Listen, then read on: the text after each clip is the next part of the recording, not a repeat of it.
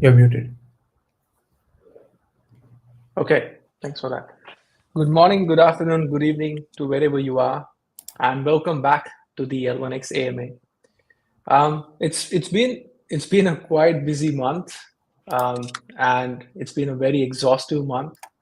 But at the end of the day, I think um, the projects are being rolled out. And first of all, I would like to thank all the community members that have supported the project, and even I think a bit of pat on your back for that. It does feel like the wind or the direction of the wind is changing, and with the upcoming projects that are still in pipeline, I think the ability to demonstrate that everything works upon launch is important, and we have successfully demonstrated that with Shuffle. So yeah, how about you, Mike, Sandra, Cody, Leo? How was your month? For me, it's been so extremely full on. Some fairly late nights working with the Dex team and getting things ready, and the amount of effort that Kevin's put into helping has been a phenomenal thing. I know I was talking with them last night, and they were very thankful for the work you've done. Yeah, likewise, working with the Zeus Dex guys as well as the doing the AMAs, we've come across quite a few different projects that are very interested in coming and building. I keep flooding Kevin's inbox with all these people I want him to talk to, and I strongly agree that some good things are definitely coming down the pipe. That's for sure. Yeah, and same for me. Pretty busy month with the tier system being out now. I think that it's gonna be even more busier, but I think that it was a great step, and also all the projects being involved. So, yep. Yeah, it was a good month for me as well. We moved to version 2 of the mainnet, getting the nodes up, a lot of changes with the users, rolling out the NFT tier system as well, and especially thanks to the focus group, a lot of feedback, and we are working on it. Yeah, thank you. Yeah, and I think the NFT tiering system as well, right? Like I was, having a conversation with the Shuffle guys, and now we are thinking on how we integrate that, giving all the users that come on to the launchpad, drive them back towards other projects that are actually building with us as well, including the DEX. I think it's a very powerful tool to demonstrate where you don't necessarily have to be on L1X. You could be participating on Ethereum or Binance projects, and based on your activities over there, you can come into the ecosystem and gradually build up your points. So it's definitely interesting time. Um, but anyways, I've also released, a quick note. I've also released the updated tokenomics. So for those of you who have not seen it, I have released the proposed version of it, and you can see over there how the price stability measures that we have that we want to put in place will help us stabilize the price and even the supply being reduced initially. So anyone who is interested in that, please go and follow the tokenomics channel on Discord. And what I'm going to do is I'm going to get on calls probably with a few guys who understand the tokenomics, and discuss with them. And once we come to a final decision, we will release the final draft of it or the final version of it. Okay, let's kick on with the questions. I've got the first question with me. Why does the privacy policy on ZeusDex.pro only mention L1X app and not even a word about ZeusDex? I think it does mention about ZeusDex. If you can go in there and have a look, please do that. Yeah, please have a look. Okay, the next one is by Sleazy Slimy. Again, thanks for liking my tweets, Sleazy Slimy. Hackathons worth a fraction of Kevin's payout get an enormous participation. what happened to that dev portal marketing to attract devs to build on us? Team members participating and likely winning looks bad. I think first of all, like I'll just like to mention that Dr. Neeraj, right, who participated or who is participating in the hackathon, is doing it through an external entity. So she holds patents in interoperability, and she feels that she can leverage L1X as an infrastructure to build an application that they want to build. Now, in a decentralized space, we can't control who can build with us, right? And at the same time, whatever projects are on there, they are currently using whatever documentations and all the toolkits that we currently have to build it. So we can't really control now who builds what with us. And if we could control that, I think we would change it from a foundation to a PTY Ltd. But anyways, yeah. In regards to the marketing push, I think one of the pointers that I have been very clear, previously is that at this particular stage, we are focusing on rolling the projects out because we can't go after multiple things at the same time. And with the projects being rolled out, we have started getting in. I was on a call yesterday with SolarMint. They were demonstrating the product to a lot of other, DeFi and VCs.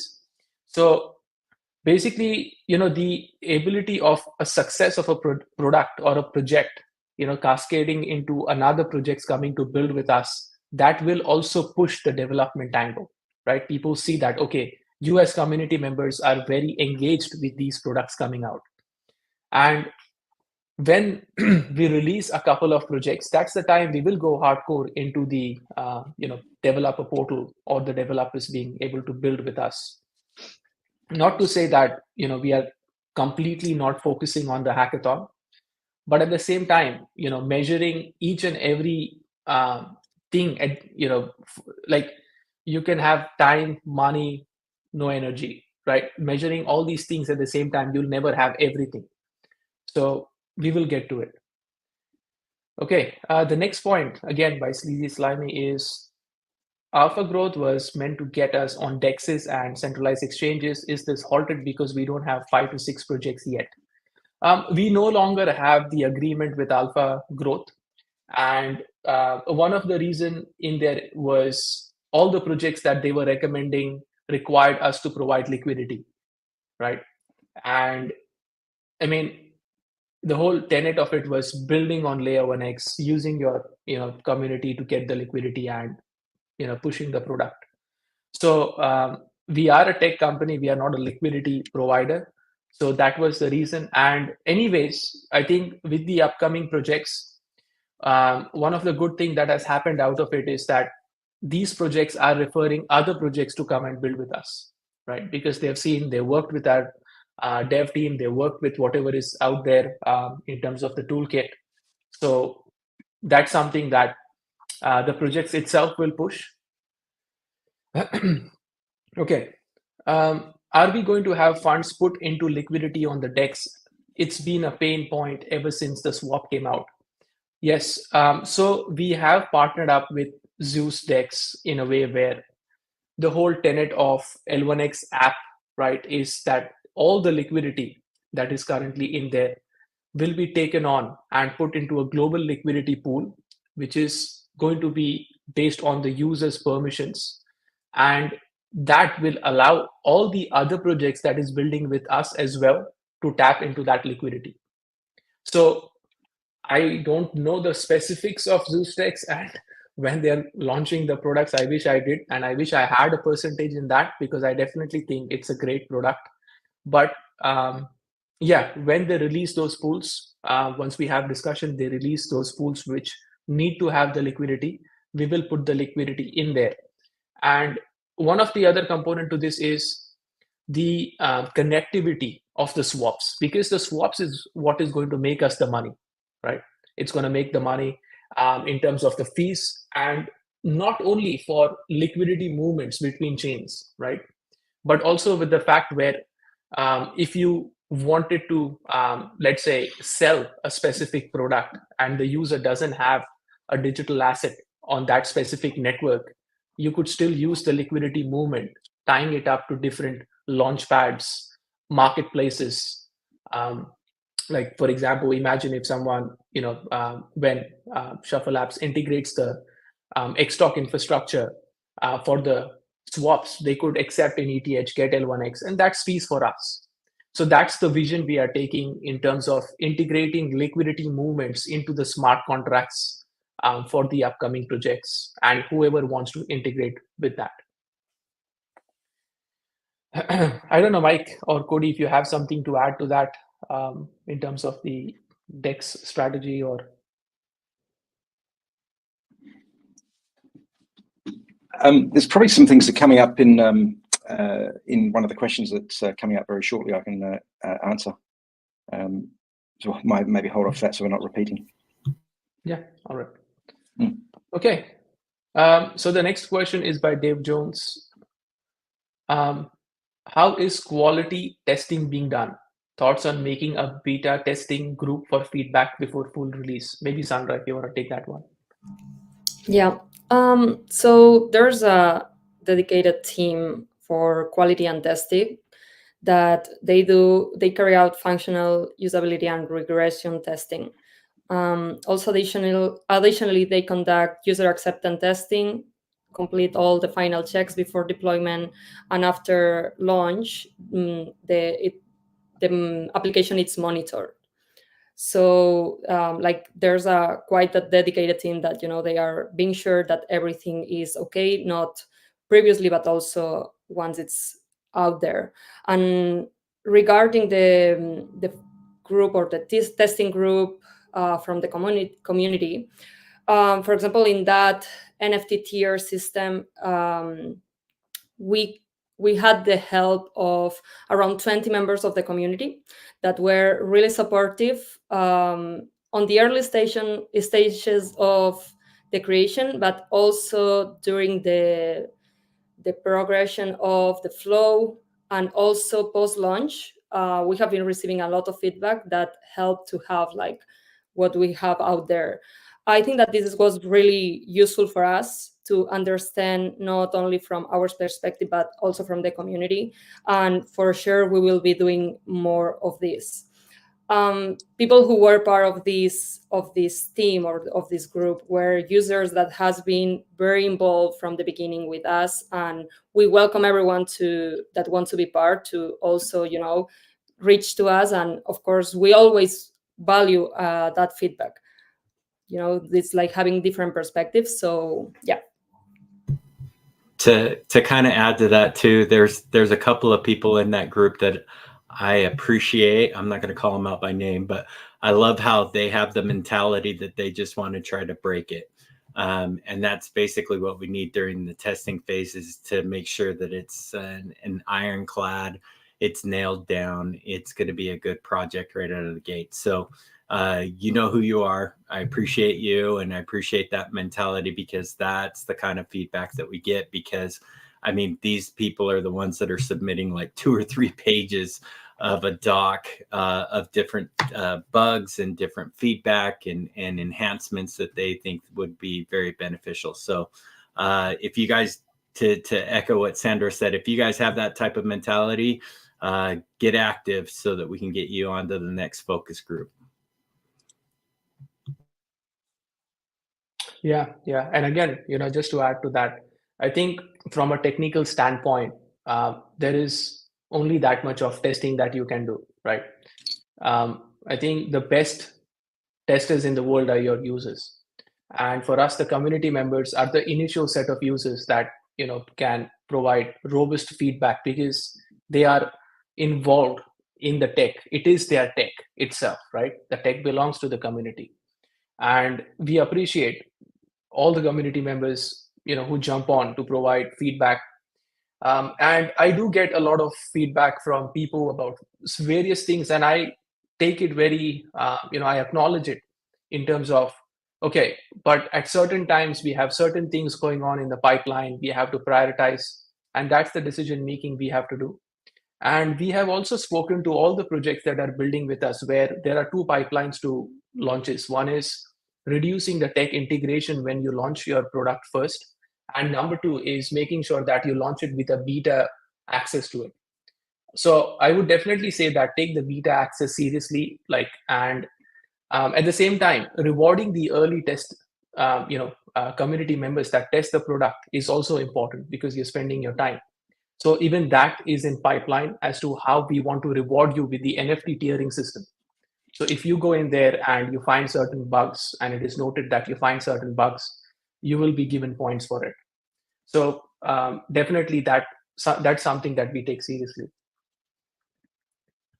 Okay, I think the next question is for Mike. Mike, do you want me to read the question for you? No, I'll go for it, mate. I'll do that. So the question came up is why doesn't L1X or Zeus have TikTok or use social media other than using Twitter a couple of times a week? Hiring a student to do this stuff would pay it for itself 500 times. Even one of the admins on Discord could do it, as they don't have much to do these days. Well, I think they're still pretty busy. Could a small designated team be set up to start or help Crypto Psycho launch Biscuit? Being the first cross-chain meme is a very big deal and will surely attract people to Zeus and the L1X app.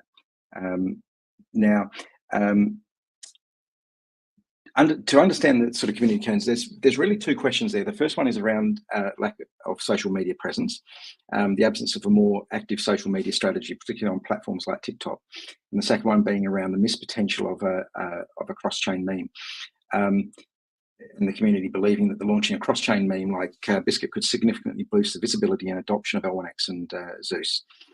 So I've been speaking with the DEX team, and the team itself, which includes so far a number of project business development people and a marketing specialist, they're very excited to get moving. Now, to actually focus on those concerns though, to look at increasing the engagement, while Twitter may be effective, platforms like Telegram, Facebook or TikTok can offer other unique opportunities to reach a broader audience, especially the younger demographics. And I have suggested to the team to do this.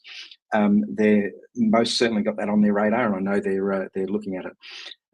A dedicated social media team, so hiring things like a student or assigning a dedicated team member to manage social media could indeed be a cost-effective solution. That's something they're willing to do, and we'll put some focus on this. Now, I was talking actually about this with Cody a little earlier, and maybe he wants to jump in on this, but many times students are hard to rely on, and they really only work when they feel like it. Now, I'm sure there's a number of us out there that have either got students ourselves or we've all been students, and they understand their level of dedication to things. If we find the right ones, then we'll pass them across to the DEX team. They've got some as well, I think, that they're looking. They'll happily engage with them on a trial to gauge the effectiveness of that style of marketing. But they have also got a number of other approaches as well that they're working through. Content strategy, developing that consistent and engaging content strategy tailored to each of the DEXs is crucial. We have got two different teams that have got a slightly different focus.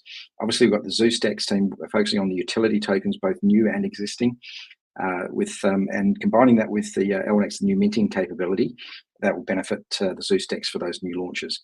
Now, the meme DEX. Now, I met with them a few days ago with Kevin, and they're very, very keen to launch. They're just champing at the bit. I've actually just had some messages there from them today. They're wanting to get moving. So now, what I have said to them is that I've discussed with our community the ideas for launching tokens such as Biscuit. Now, that community interaction, encouraging participation through contests, giveaways, Q&As, they'll also be things that the Zeus DEX team are doing. When it comes to the cross-chain meme launch, collaborating with individuals with specific market knowledge, that's exactly what we're doing. We've got the meme DEX team. They're actually based over in Europe, and they've got very specific market knowledge in their area. They're very, very switched on. They're also very focused on launching a number of memes themselves to get out there. So we'll include the likes of some memes on our side as well.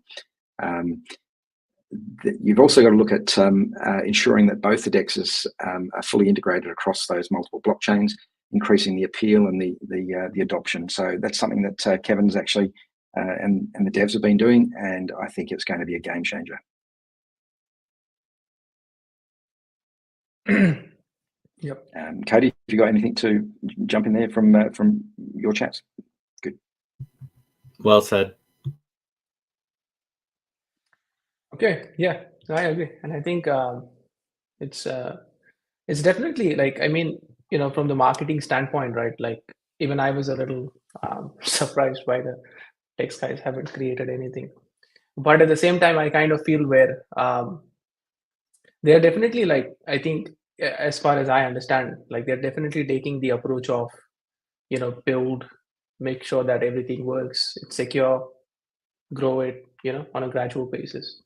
So yeah, and I can't wait to start collecting fees from Xtalk from them. So definitely something that I'm looking forward to. Yeah. Okay. So moving on, starting with August FBN nodes keep crushing. I guess partially it is because of some updates, but not only for sure. But therefore, my question is, what is L1X team's strategy to keep the node runners, and why? And when do you expect L1X price or token reward increase? Okay, I think there are like 3 questions to this. But the first one is, yes, there has been quite a bit of downtime that we noticed in certain nodes, but we have informed the community, and that was before Shuffle launched. So basically, these updates were done when we partnered up with Shuffle, and we were doing some burst testing of sending in thousands and thousands of transactions at once. So there, we've got the EVM updated. So now you can see the gas fees and everything from the wallet. And also at the same time, security patches that were found, not exactly, but anything that we feel that, okay, while we build it, we deploy it immediately. We don't wait, because these patches, they grow and they become bigger. So before they become a problem for us, we like to update it. And again, thank you to all the node hosting providers, that are hosting the nodes with us, and your patience on it. With regards to the release of the bonus coins for the node rewards, it will start from 16th of September, and I have already accounted for that in the tokenomics section. So if you go to the updated tokenomics, I have allocated to that. And with the Xtalk nodes, I think there is another question coming up on that as well. So as we are on nodes, I'll complete that. One of the most important thing about the Xtalk node is that you will have the ability to charge a commission on signing of transactions that require connecting to any other chain, right? And at this particular stage, that will be 5% of the transaction fee that is actually charged on signing that transaction. So if you're doing a transaction from Ethereum to Solana, you have to pay the transaction fee on Solana as a signer. So these applications that are building, of course, they will charge the users for it, but you get a 5% commission where they have to make sure that they pay you that money on an ongoing basis. So we are working that infrastructure up. And not only for that, we are also making sure that Tron integration is in place there. We are expecting the Xtalk nodes hosting to go live by the end of September. But again, at the same time, as I would say, if we feel that the full validator nodes are not stable yet, that is not going to happen, just for clarity.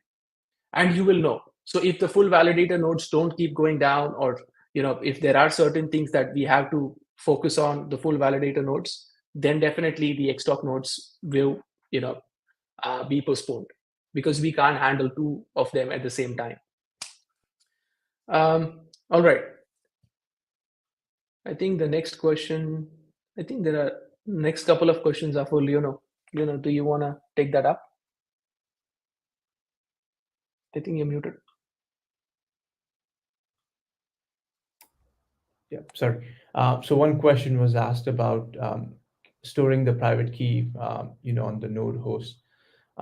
Yes, I don't have a firm answer yet, because we were working on the network update and the node updates. A lot of things were going on, but this is already considered. I've already documented the suggestions given by the community members in the previous AMA. So I will definitely have an answer in the next AMA, and if it's possible to implement, it will be implemented as well, and an update will be shared. The next question I have is from Too Crispy and MM21. So this is regarding referral rewards. Yep, I reported it at the end of March. Yes, I believe if this is the right user, we had a conversation over email. There were certain corrections that were made, and if I just had a look into our database, and I can see the tokens, the payout schedule is generated and the tokens are released from 20th of August.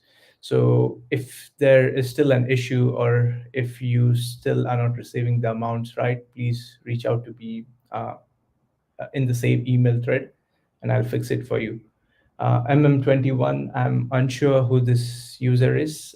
Please raise a ticket and share all the required details so I can reply back with all the data I have. Kevin, the next one is to be passed on. Yeah. Okay. So I think Skippy mentions that we invested a lot of money plus raised tens of millions with Bootstrap and in the sales. Why wasn't sufficient amounts added in the swap? And I think he mentions the benefits of it. Yeah. I think first of all, let me clarify, we haven't raised tens of millions, right? I think I've been very clear about that even previously.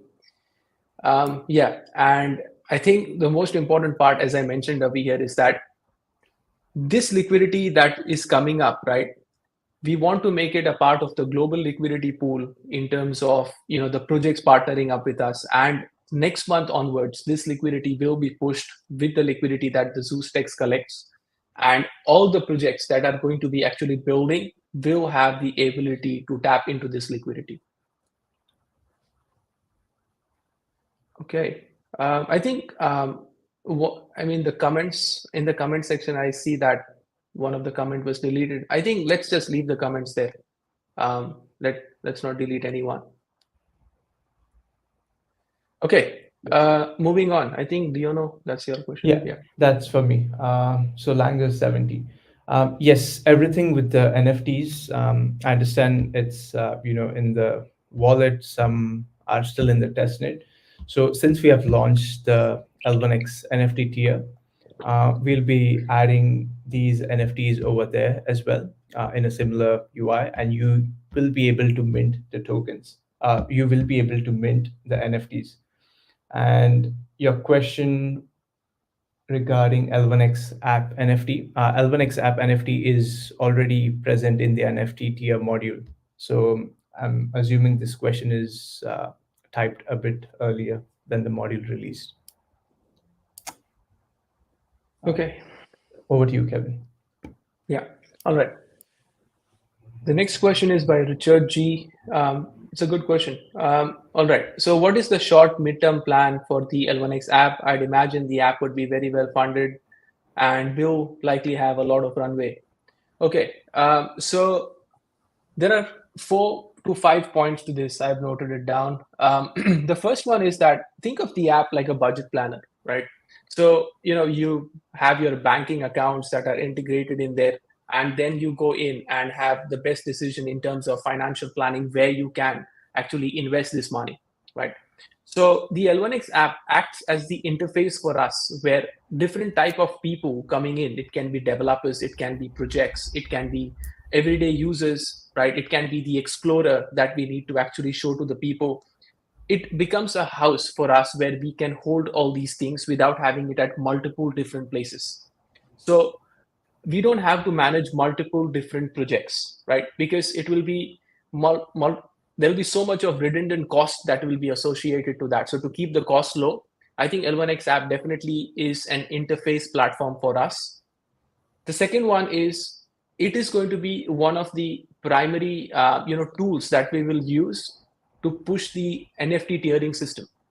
So as I mentioned to you, if any other projects are launching with us, they need beta testers. It could be with regards to the engagement strategy.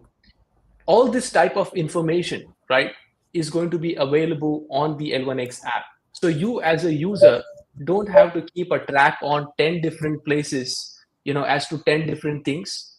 And at the same time, I think the cross chain or the cross project user engagement helps us to onboard more users and onboard more projects, because it is like sign in with Google, right? So the NFT tiering system is is designed to be something like sign in with Google.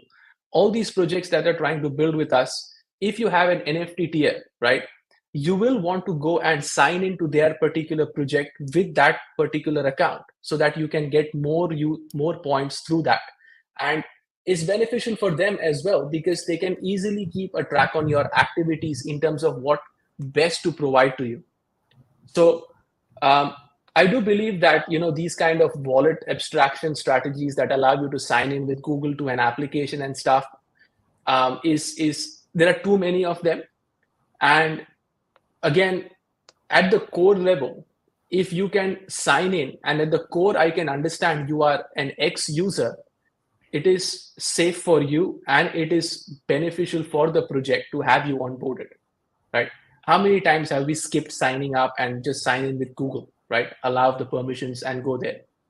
So that is definitely a larger vision in terms of why the NFT tiering is required, and how L1X app will be, allowing you, like, if you could sign in with Google and go to one place and leave unspent. So in one place you will be able to go and disapprove all the stake that you have done. So it helps with that. And again, I definitely think that one of the other pointers on the benefit is a cohesive referral network, right? When I say a referral network, I don't necessarily mean referral as a business. I mean referral as a user engagement strategy. And what I mean by that is, you as a user, if you go in and let's say move liquidity from one chain to the other to take part in that particular project, you could take users from your current projects onto that space as well. So if you have a good experience, if you have a good experience on the DEX, if you have a good experience on the marketplace, and you bring on other users, the NFT tiering system understands at the core that you are the person who brought it in. This is the tech that we have already built, and keeps rewarding you with those points, right? Because that also becomes a point of strength as to, if you have introduced these many people, you should be rewarded for that, even in projects. and a lot of people's bread butter is through this. Like, they do a lot of digging about, okay, what is the best DeFi tool? Something works, something doesn't work, and then they start introducing people to that DeFi tool. So L1X app as one place where you can track, manage, and send people to, from where the people can go out of, will be useful. And sorry, just the last one. And as an aggregator, right? I do believe that there can be multiple DEXs that will be built, and I want multiple DEXs so that those DEX doesn't have a monopoly on L1X. But at the same time, as an aggregator, so you have these cross-chain aggregators like I think Rango, right? But what about a cross-chain staking aggregator, right? So these kind of things will definitely be there, and the fees collected will be given back to the Rook NFT holders. Yeah. I think Cody, yeah. Yeah, I was just going to add to the NFT thing that I think a lot of people don't fully understand, that having an infrastructure like this, a foundation that the projects can come build on, is actually adds more security to your wallet. For an example, you can, if you forget your login, you forget your seed phrase, stuff like that, it could go and ask similar questions, very similar to how some credit report, credit agencies for lending asks you, hey, what year did you buy this specific car, or what was this car that you got a loan on, and such thing, right? And so, there's some things that will add more security. and will help down the road for basically putting up additional guardrails to help protect and make things safer for you as well. Along with being able to manage what people see, what they won't be able to see from a project standpoint, but also be able to monetize off of your data as well. It's kind of setting the foundation for those things. So there's a lot of use cases that I don't think a lot of people have taken the time to take a step back and look at the broader, bigger picture of what this platform will actually do in the near future. Yep. I completely agree. And I think having that in place right now will definitely help, because you don't want to keep reinventing the wheel of bringing users to a project that launched with us, right? We want to make that simple for them. We want to make it accessible so that projects are motivated to build with us. Okay, I think the next question is by, just correct me if I'm wrong, but it's Zila. All right. Are we on track currently with the projects and use cases to ensure long-term coin appreciation? That's a good question. Yes. At the back of my mind, I always have the price of the coin and price of the coin, trading volume, and the liquidity, right? All these three things are there at the back of my mind. The the concern with that, or the paradoxical situation with that, is that it doesn't have an end to it, meaning it's a constant thing. So if you buy it at 5 cents, 10 cents, you're waiting to sell it at 15, 20, $2, whatever it is. The next person is waiting to sell it at $3, right? The whole mechanics of it start. And as a foundation, right, we have to make sure that this cycle is eased out on a multiple things, like on terms of the resources for human, it is even money. And that's why the tiering system has been put in place there, to make sure that these kind of situations, when they arise, we have a tool, we have the projects to make sure we can move things around to spend less, or don't have redundant type of spending. Because at this particular point in time, if let's say $5 million is just injected in the protocol, everyone is happy. You see what I'm saying? But that does not mean that the protocol is successful, right? So we have taken a long-term view on this, and we are after those things. It's not that we have not looked at it. As I mentioned previously, we do have a buyback, in place that I'm trying to cement. So we are on track with the projects. Of course, Shuffle app launched. ZeusDEX, I don't know, probably anytime soon. It's when they hit the button for it.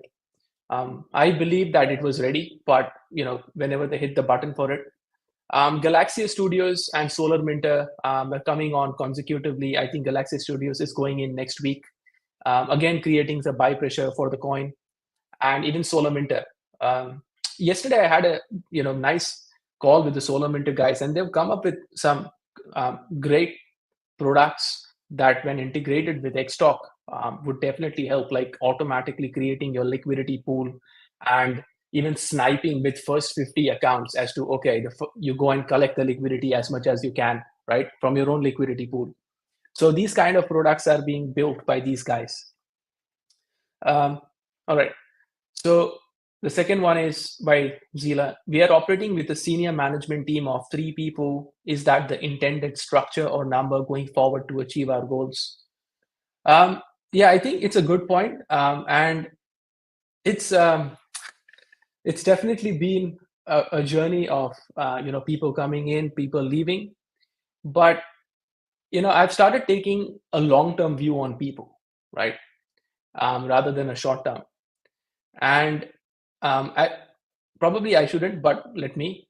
I am speaking to someone from IBM who used to be, leading a blockchain department in IBM worldwide, to come on board. And I am having continuous discussion with this person because they want to do their whole DD. So I'm going on the call myself, showing them everything that's required.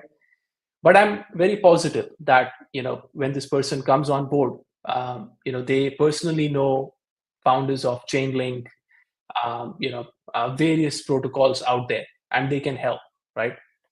He's an Indian person as well, so I think that works, right? As much as there are comments on the Indian names, but I think it has a positive side to it. Okay.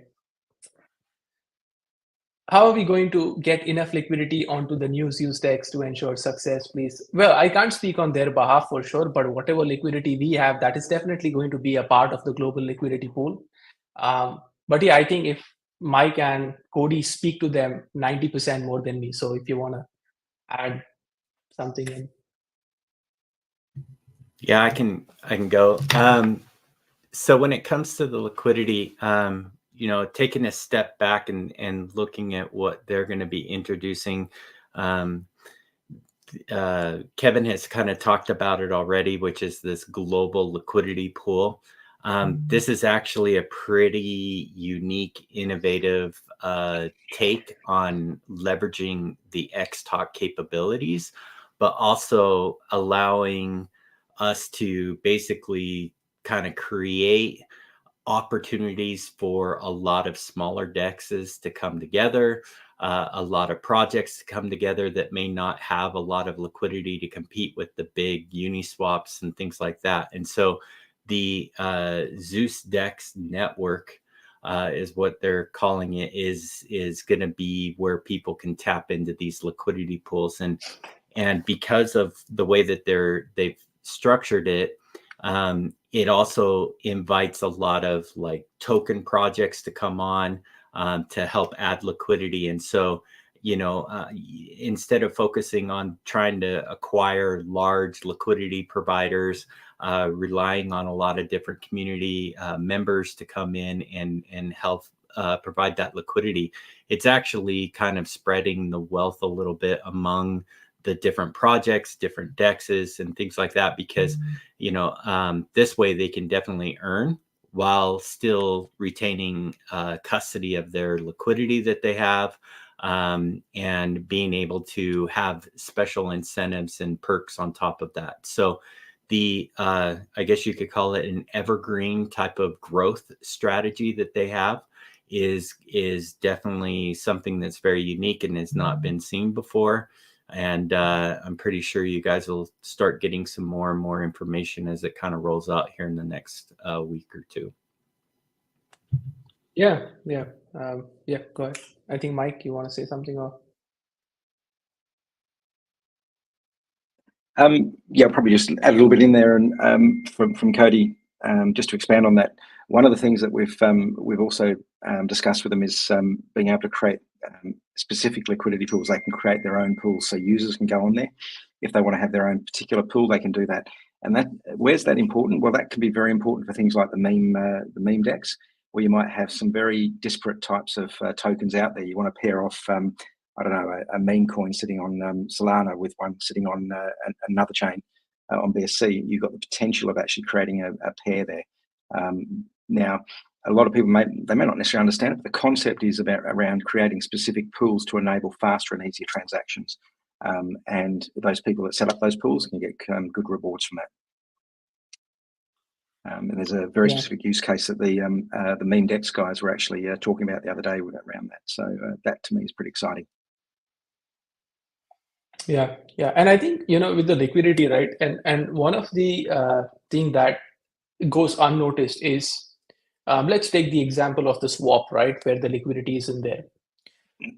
Without enough projects tapping into the liquidity pool and without enough users, if there is liquidity and you start comparing it with the likes of Stargate, and it can be Squid Router, and the push that you got to give in terms of marketing for users to come on board to use the swap, that requires 10x more resources than what liquidity you would have there.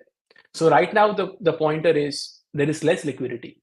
But if there was liquidity and it didn't work, it would be XTalk is of no use, right? So there are two sides to the same coin, because if you look at financial products, they've all been built layer upon layer, out of which you see the financial instruments that are coming out of it today. So in Web3, we are actually not trying to create new solutions. We are trying to solve the current problem, where you look at tapping into liquidity for any specific project, right? It does not stop at cross chain.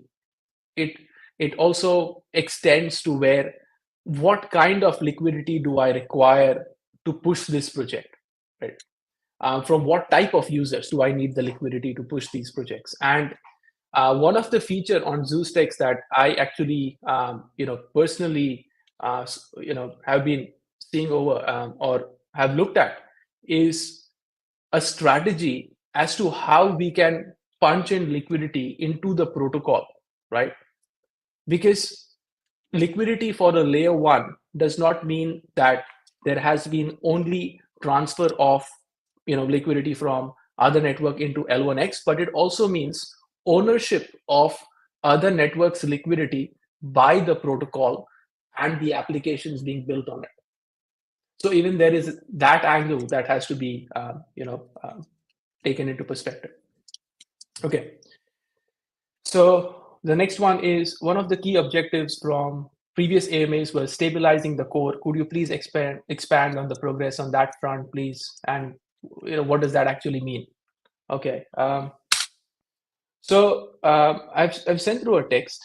Well, okay, I don't know why it's gone like that, but anyways, if you look at the L1X infrastructure, right, there are two types of VMs, meaning you can take an existing Solidity contract or you can build a Rust contract, and there are multiple types of transactions. For example, is it only for L1X? Is it for L1X and the other chains?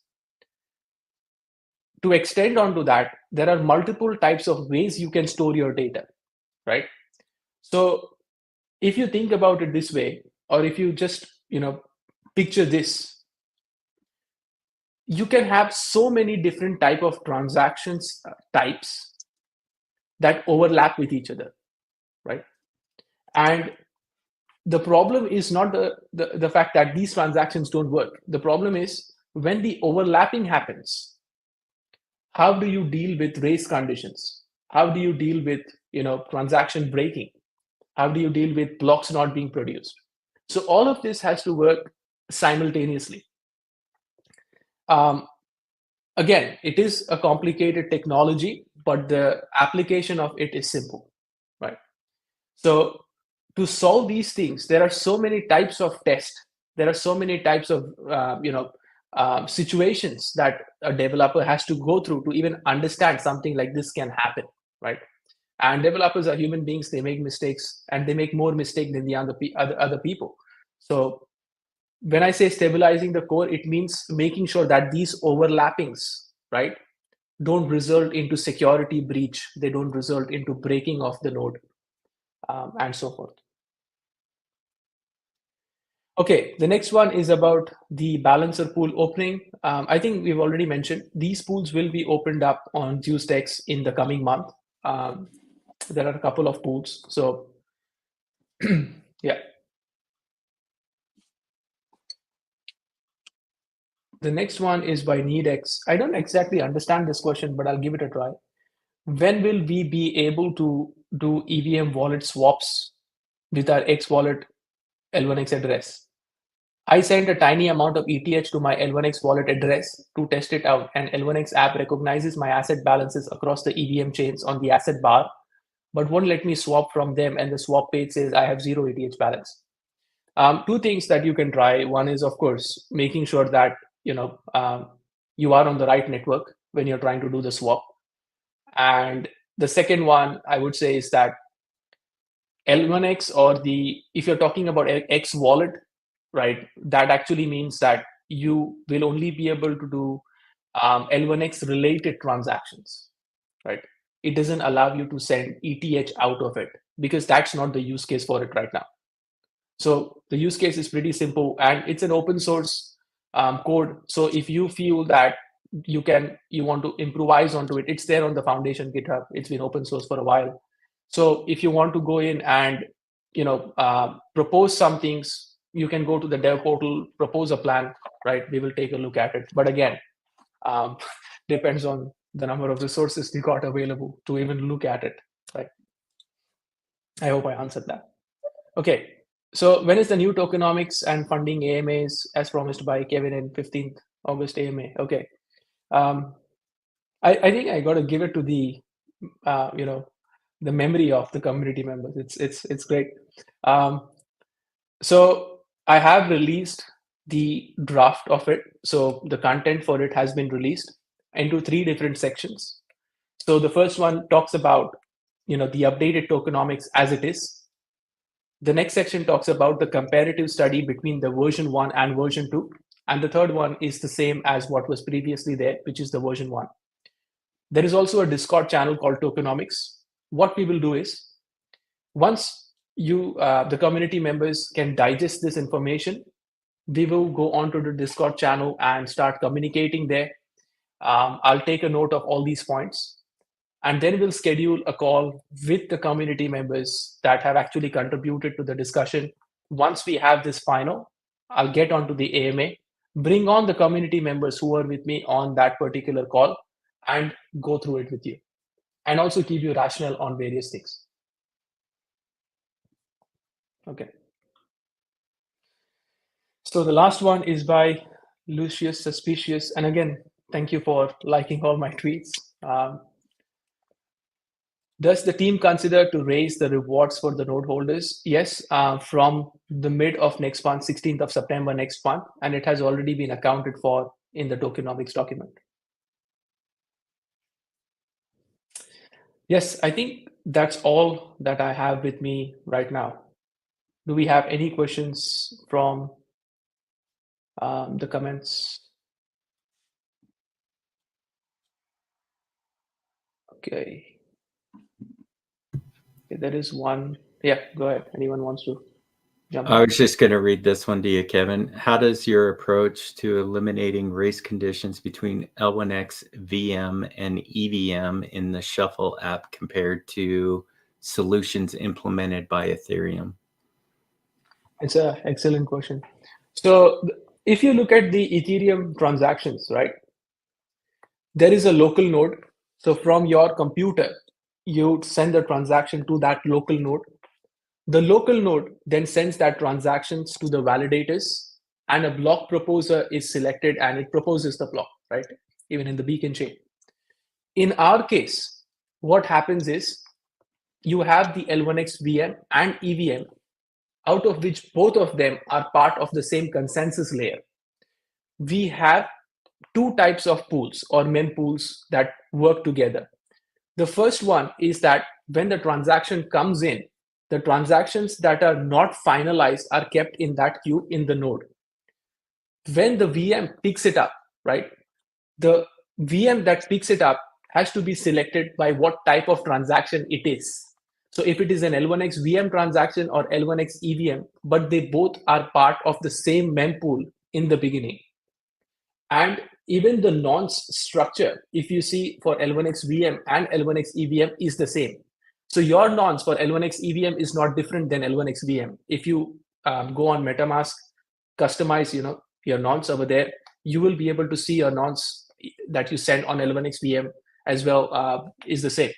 So the mempool, before sending it to the particular node, determines the transaction types, and until and unless the particular transaction is not finalized, we don't actually allow to be added into the block, right?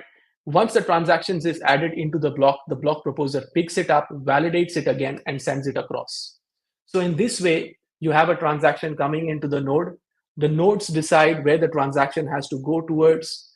Once the transaction is completed, the validators complete the transaction, the block proposer picks it up, validates it, and broadcasts it to the other block proposers.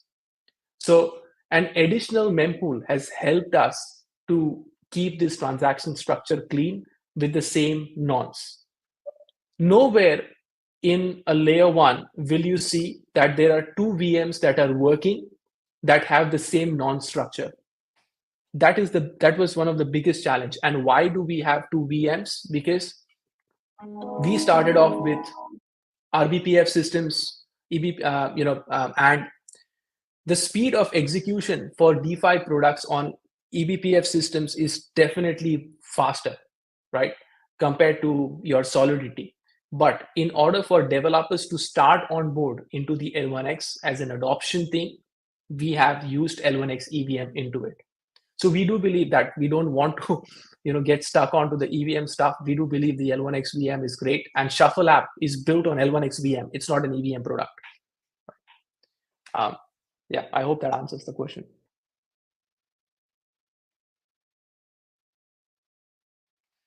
Okay, any alpha to share? Cody, Mike, do you have any alpha? If you haven't whitelisted for the DEX with your wallet address, I would highly, highly recommend it. Good things might be just around the corner. Definitely whitelist. Yep.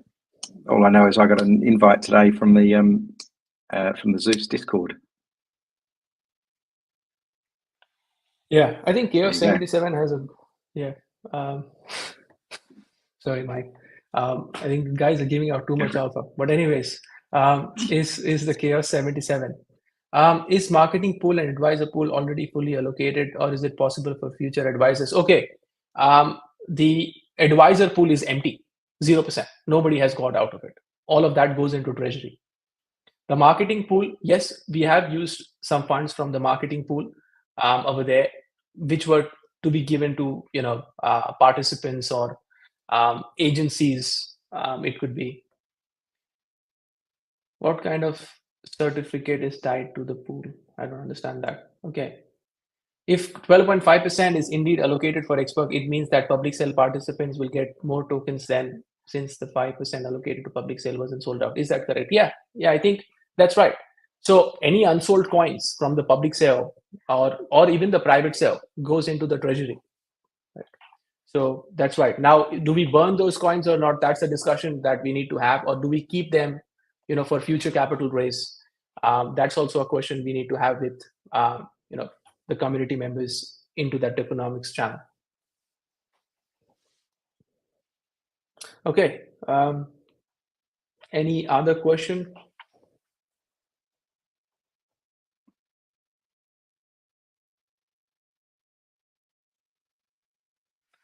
Okay. Will there be more boot nodes soon to improve the network stability? I think the FDN nodes that we are talking about, right? They are opening up every month. If you talk about the boot nodes explicitly that handle the traffic management on the system, I think it's already designed in a way that if we do need more, it will pick up another node from the system to go and use that as a memory pool scheduler. So if that happens, it will pick it up automatically. The network stability is more about the updates that we are doing. Because right now is the time where we can go and keep updating things. Once all these projects they keep building up, we can't do that. Not so regularly. Okay. Anyways, I think Cody, Mike, Sandra, and Leo, any last words for the AMA? I think I'll just repeat. Cody, go and register on ZeusDex. I think you're going to see a lot coming out of there, and as we work close with the meme guys, we'll have the same thing happening. I think that this time for the next 30 days or so is what we've all been waiting for. I know Kevin's probably been waiting for this for a lot longer than most of us, but I think that all of us that are OGs here at L1X have been waiting for this to see, and lots of good things to come. Thanks for everybody that helped support the Punk X NFT launch with Shuffle. What a great a great launch. I mean, you couldn't have asked for anything better for that. So appreciate the community support, and definitely can't wait for some of these games to get launched, as well as the DEX, so that we can just start seeing XTalk in its full power and authority that it definitely has. So many more things to come. Yeah, I've been waiting for all the projects to come on board, because that's what the core is developed for. And it's actually going to test and basically prove that it is different from the existing ones. Yeah. And also I want to add, again, thank you all for all the support, all the feedback. Really, really appreciate it. It was super helpful and super easy to work with all of you. Yeah. No, I think, first of all, like, all the team members have been working extremely hard. They are pulling in all-nighters. I haven't taken a weekend off as well. I don't remember when was the last time I actually sat and had a good time with even my friends. But I think the way we want to approach this is in a nice, stable, steady manner that we don't regret when we move ahead. Like, so all the decisions that are being made right now is being made from the perspective of a long-term thing, and at the same time, nothing has changed for me personally. Like, it doesn't click my mind that, okay, if the price of the coin is a low at this particular stage, it will never retrace back, right? I don't believe all those things, right? I think a project like this takes time for people to understand, and the only way they can understand the power of something like this is through applications, is through projects, right? So all these new projects that are coming up, I think you've been amazing with Shuffle app, right? They got so much of confidence from it that it is great. Like, they couldn't get this kind of support from Algorand, as well. So we definitely believe that as a community, as a from an overall perspective, there is a strong support that you guys are pushing in, and we're going to have hiccups and we're going to have roadblocks along the way. But what is more important is that the long-term vision, right? The long-term vision and the fact that we are working in and day out to make that happen. So thank you again, for the support. And as I said before, the direction of the winds are changing, and nobody can stop the direction of the wind. That's the problem, right? You can sit and complain, you can sit and maybe speak about it or point fingers, but at the end of the day, nobody can change the direction of the wind. Okay, thanks guys. Until next one. Bye. Thank you.